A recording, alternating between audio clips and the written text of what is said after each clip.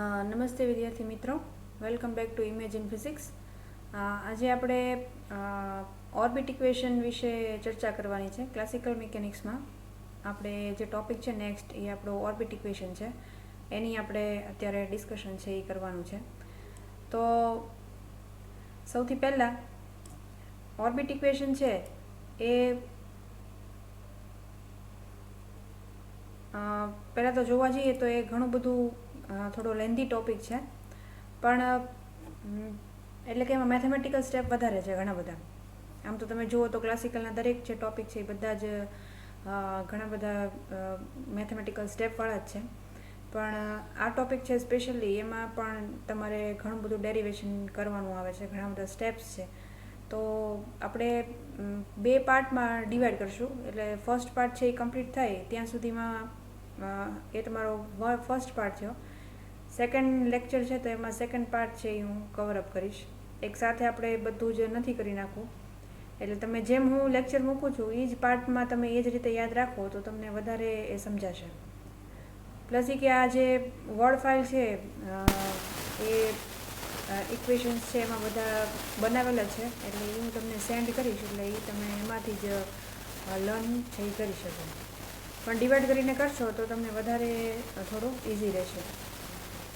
તો first of all derive orbit equation, અને lengthy topic છે પણ તમને વધારે માર્ક્સ છે એમાં પૂછાઈ શકે, એટલે એટલીસ્ટ 14 માર્ક્સમાં ક્વેશ્ચન આવી શકે એવો જ પ્રકારનો પ્રશ્ન છે. તો આમ એક્ઝામની દૃષ્ટિએ પણ ઘણો ઇમ્પોર્ટન્ટ ક્વેશ્ચન છે તે છે. તો first of all starting from equation number 1, as you can see આ જે ઇક્વેશન છે એ આપણે લાસ્ટ થિયોરી છે એમાં આપણે કર્યું હતું. જે આપણે જે લાસ્ટ થિયરી જે એક્સપ્લેન કરી હતી, આર્બિટરી પોટેન્શિયલ ફિલ્ડ, યાદચ્છિક સ્થિતિમાન ક્ષેત્રમાં કણની ગતિ સમજાવો. તો એ ગ્રાફ ઉપરથી આપણે થિયરી કરી હતી, એમાં આ ઇક્વેશન છે એ આપણે આવ્યું હતું.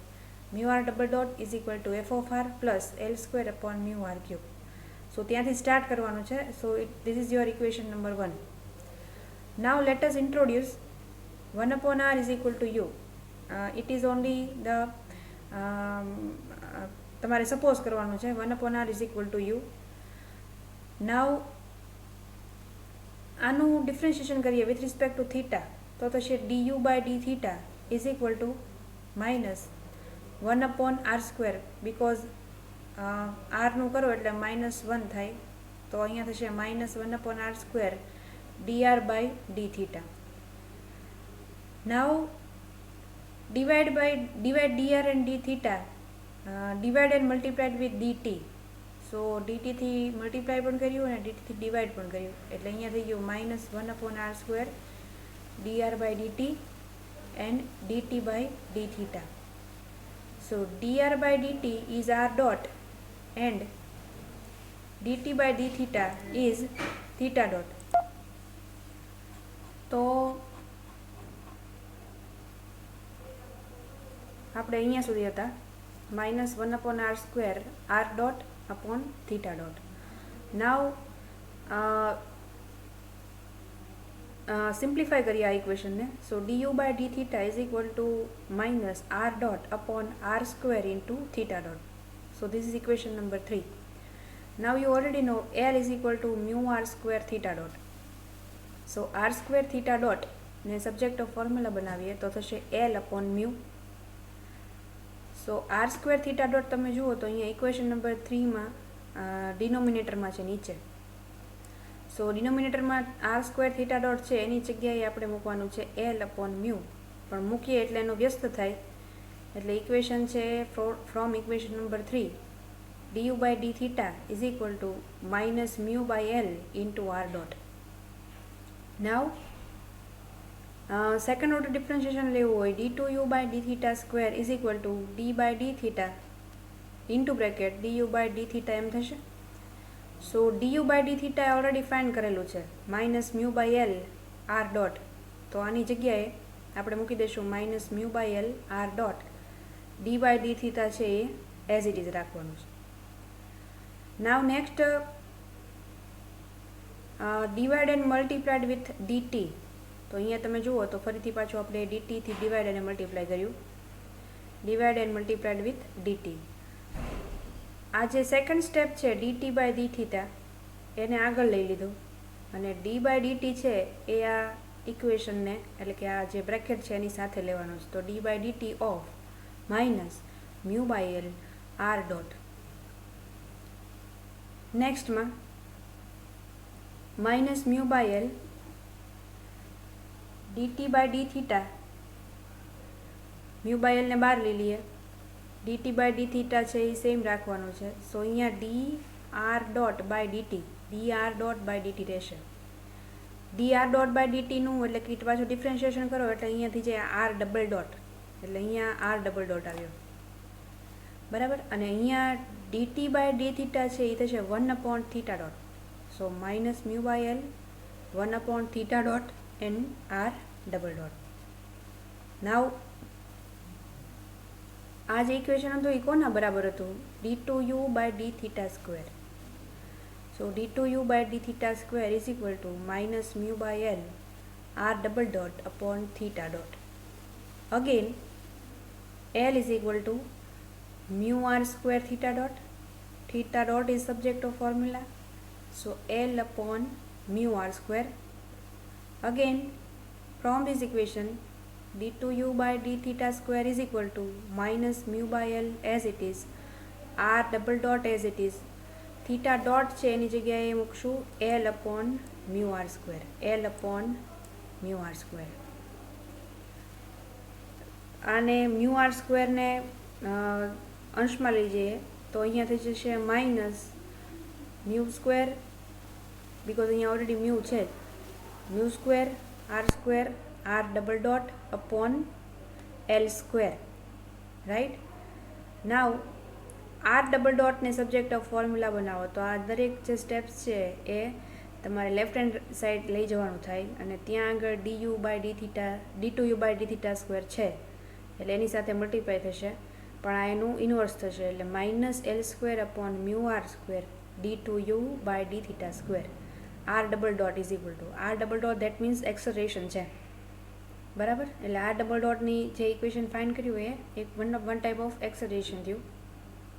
R is a distance, you know that. So equation number 4. Here the change of variables is used because to know the shape of orbit we have to find. તો અહીંયા આગળ જે આપણને ઇક્વેશન આર ડબલ ડોટનું મળે છે એમાં તમે જોઈ શકો છો કે r is the distance, l is the angular momentum, mu is reduce mass, u છે એ આપણે સપોઝ કરેલું છે 1/r ઇઝ ઇક્વલ ટુમાં, અને થીટા ડોટ. સો વેરિયેબલ્સ છે અહીંયા કયા કયા છે તો કે r is equal to r of theta. That is why how r varies with theta, એટલે કે આરનો જે ફેરફાર છે આર થીટાની સાપેક્ષે કઈ રીતે બદલાય છે એ તમે ઇક્વેશનથી સપોઝ કરી શકો. But equation of motion is correspond to r is equal to r of t. That is why r varies with time. So to obtain r as a function of theta we have to obtain this. So here r is a function of theta, એટલે અહીંયા આગળ theta એટલે કે જે કોણીય રીતે સ્થાનાંતર થતું હોય એને કારણે આરનો ફેરફાર છે એ મળે. અને એની ઉપરથી તમને ઓર્બિટ છે કેવા પ્રકારની બનશે એ ખ્યાલ આવે. હવે basically what is called orbit, તો તમને એ કદાચ પ્રશ્ન થતો હોય કે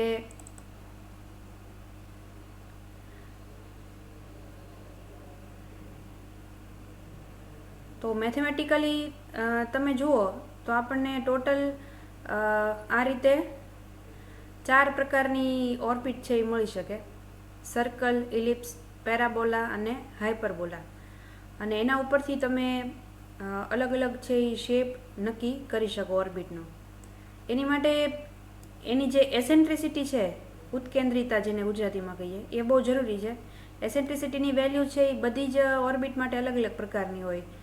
કે સપોઝ ઇઝ ઇક્વલ ટુ 1/2 હોય તો ઇલિપ્સ મળશે, એટલે કે 0.5 હોય તો ઈની value. Parabola is equal to 1 હોય તો પેરાબોલા મળે, ઇઝ ઇક્વલ ટુ 2 હોય તો હાઇપરબોલા મળે. અને એ રીતે તમે આગળ છે એ ઓર્બિટ છે એને નક્કી કરી શકો. બીજું ઓર્બિટ છે એની માટે આ જે છે એ તમારી ઓર્બિટ છે. બેઝિકલી આ જે આખી કેલ્ક્યુલેશન છે એ કોને આધારે કરવામાં આવી હતી તો કે પ્લેનેટ્સ છે એની જે ઓર્બિટ છે એની કેલ્ક્યુલેશન કરવા માટે આ બેઝિકલી થિયરી છે એ યુઝમાં આવે છે. તો ફર્સ્ટ ઓફ ઓલ કેવા પ્રકારની ઓર્બિટ છે એ ગ્રહ ધરાવતો હશે, તો એની માટે થઈ અને આ કેલ્ક્યુલેશન છે એ ડેવલપ થઈ. અને આપણે જે પણ ટોપિકની વાત કરીએ છીએ એ સેન્ટ્રલ ફોર્સ ફિલ્ડના ટોપિક છે. તો સેન્ટ્રલ ફોર્સ ફિલ્ડ છે એ પ્લેનેટરી મોશન માટે બહુ અગત્યના કહી શકાય એવા છે. તો આ તમે જાણો છો કે મેજર એક્સિસ હોય અને માઇનોર એક્સિસ હોય. હવે એમાં તમને ફોકસ પોઈન્ટ છે એ મળે. અહીંયા આગળ તમે જુઓ તો લેટસ રેક્ટમ એવું લખ્યું છે અહીંયા આગળ. તો આ ગ્રીન કલરની લાઇન છે, એ ગ્રીન કલરની લાઇન છે એ એની જે લેન્થ છે અથવા તો એની જે લંબાઈ છે એ જે રીતે બદલાતી જશે એમ આ ઓર્બિટ છે એ સર્કલ બને. અત્યારે તમને લંબગોળ લાગતી છે, પણ ધારો કે આ જે ગ્રીન લાઇન છે એને તમે થોડી હજી મોટી બનાવો તો આ શેપ છે એ થોડો પોળો થશે, તો પાછું સર્કલ છે એ મોટું બને, તો પાછું કલર ચેન્જ થશે, એની જે કક્ષાનો પ્રકાર છે એ પાછો બદલાશે. એટલે બેઝિકલી બધો આધાર કોના ઉપર છે? તો કે આ લેટસ રેક્ટમ લખ્યું છે એના ઉપર. અને એની ઉપરથી ઉત્કેન્દ્રિતા ગણી શકાય, અને ઉત્કેન્દ્રિતાની ગણતરી કરીએ એટલે આપણને અલગ અલગ પ્રકારની ઓર્બિટ છે એ મળે. તો આપણે જે ઇક્વેશન ડિરાઈવ કરીએ છીએ અત્યારે એ એની માટેનું છે.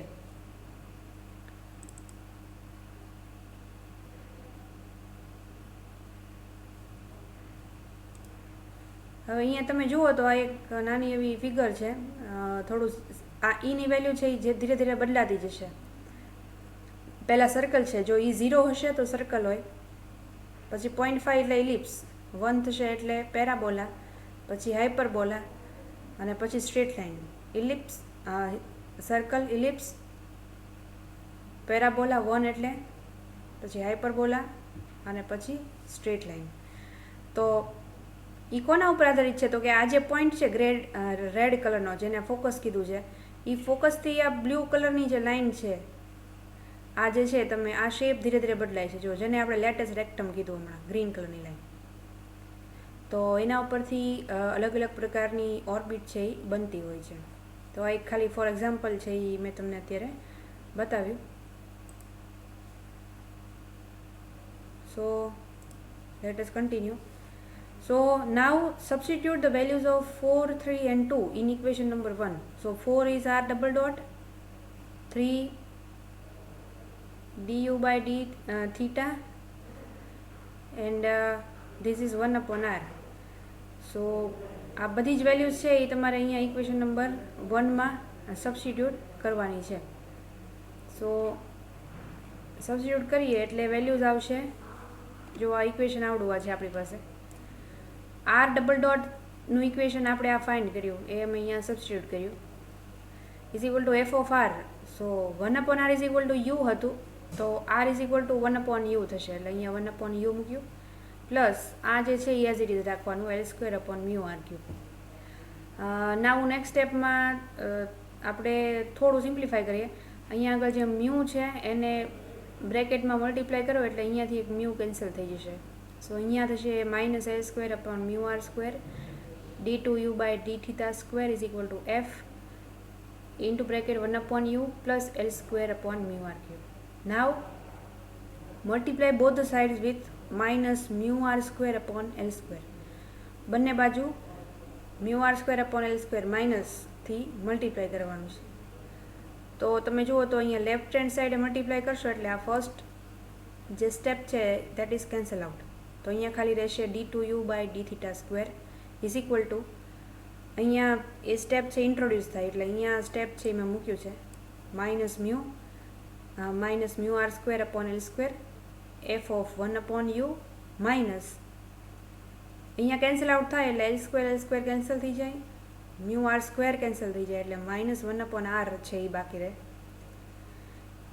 સેકન્ડ છે, સપોઝ અહીંયા આગળ છે માઇનસ 1 અપોન આર, એને આપણે આ બાજુ લઈ લઈએ તો જે છે plus 1 upon r plus d two you by D theta square is equal to minus mu R square upon L square F of 1 upon u. આ જે સ્ટેપ છે એને તમારે લેફ્ટ હેન્ડ સાઈડ લઈ જવાનું છે એટલે ખાલી પ્લસ થઈ જાય. Now again 1 upon U that is U, 1 upon R that is U આપણે પહેલાં સપોઝ કરેલું હતું સ્ટાર્ટિંગમાં. તો T two you by D theta square plus U is equal to minus mu R square upon L square f of 1 upon u. Now using Kepler's inverse law, Kepler's law છે એ તમે 11th સ્ટાન્ડર્ડમાં ભણી ગયા છો, એનો થોડું આગળનું addition છે Kepler's inverse law, એનો યુઝ કરવાનો છે. તો in classical gravity is a central force, એટલે જે ગ્રેવિટીનું જે આખું થિયરમ છે એ ક્લાસિકલ ગ્રેવિટી તરીકે એને ઓળખતા હોઈએ તો એને આપણે સેન્ટ્રલ ફોર્સ ફિલ્ડ તરીકે ઓળખીએ છીએ. Solving that central force problem shows a bound particle follows an elliptical orbit in which equal areas are swept out in equal time and described as by Kepler's second law. So this is our equation. F of r is equal to minus k upon r square. આ equation છે સીધું યુઝમાં જ લેવાનું છે. આ Kepler second લોનું inverse square લોનું ઇક્વેશન છે. So minus K upon R square F of 1 upon U. Now R is equal to 1 upon U. So F of 1 upon U is equal to 1 upon r square, that is u square. So minus k into u square. Now again આગળનું જે equation છે એનો use કરીએ અહીંયા આગળથી. સો d2u by d theta square plus u is equal to mu r square upon l square and અહીંયા આગળ શું કરશો તો કે 1 upon mu r square upon l square into k into u square. So f of u ની જગ્યાએ અહીંયા આગળ જે f of u છે એની જગ્યાએ આપણે શું લીધું આવડવા માઇનસ કે યુ સ્ક્વેર. એટલે અહીંયા જે માઇનસ હતું એ માઇનસ માઇનસ પ્લસ થઈને આ ઇક્વેશન આવી જશે. Right. Now again mu r square upon l square આ એઝ ઇટ ઇઝ રાખો. કે u square is equal to again 1 upon r square. So that is 1 upon r square. And d2u by d theta square plus u. અહીંયા જુઓ તમે r square અહીંયા cancel out થઈ જશે એટલે અહીંયા થશે mu upon l square into k. Equation number 5. નાવ આ જે સ્ટેપ છે એને પણ લેફ્ટ હેન્ડ સાઈડ લઈ જાઓ એટલે અહીંયા માઇનસ થઈ જશે minus mu upon l square into k is equal to 0. Now take y is equal to u minus mu upon l square into k and u is equal to y. સો અહીંયા થઈ ગયું d2y by d theta square plus આની જગ્યાએ y મૂકી દેવાની. સો plus y is equal to 0. Equation number 6. So this is second order differential equation for waves or for a simple harmonic waves. So solution of such equation are trigonometric function. આનું solution કરવું હોય તો આનો use કરી શકાય. y is equal to a cos theta minus theta 0. That is equation number 7. 6 no simplify કરવા માટે આ ઇક્વેશન છે એનો યુઝ છે આપણે કરી શકીએ. Here a and theta 0 is constant. બરાબર. a અને theta 0 છે એ તમારા થીટા અને theta 0 બંને એ છે એ કોન્સ્ટન્ટ છે અને y ની કિંમત છે એ શું લીધી હતી u minus m upon l square into k. તો અહીંયા જે y છે 7 નંબરના ઇક્વેશનમાં એ ઇક્વેશનમાં આ વેલ્યુ અહીંયા મૂકી દેવાની છે. તો this a cos theta minus theta 0 is equal to આ આવી જશે u minus m upon l square into k. Now again u ને સબ્જેક્ટ ઓફ ફોર્મ્યુલા બનાવી દો. આ માઇનસ વાળું ઇક્વેશન છે એને આ બાજુ લઈ લો એટલે mu upon l square into k plus a cos theta minus theta 0 is equal to u થઈ જશે. Again u is equal to 1 upon r એટલે અહીંયા 1 upon r મૂકી દીધું પાછું અને આખું ઇક્વેશન છે એ એઝ ઇટ ઇઝ રાખવાનું છે. Again 1 upon r. હવે આ જે બંને સ્ટેપ્સ છે એમાંથી mu k upon l square common લઈએ. કોમન લેશું એટલે અહીંયા આગળ આવશે mu k upon l square into bracket બનાવ્યું એટલે અહીંયા આગળ 1 થઈ જાય પ્લસ એ કોસ થીટા માઇનસ થીટા 0 સાથે આ નથી સ્ટેપ, એટલે એને આપણે ડિવાઈડ કરવું પડે, એટલે અહીંયા ડિવાઈડ કરી નાખ્યું, એટલે મ્યુ કે upon L square. Now 1 upon R is equal to mu કે અપોન એલ સ્ક્વેર. 1 પ્લસ આ સ્ટેપ છે ડિનોમિનેટરમાં છે, ન્યુમિનેટરમાં લઈ જાઓ એટલે ઇન્વર્સ થઈ જાય. સો L upon mu K A cos theta minus theta 0. Next step, ફરીથી આ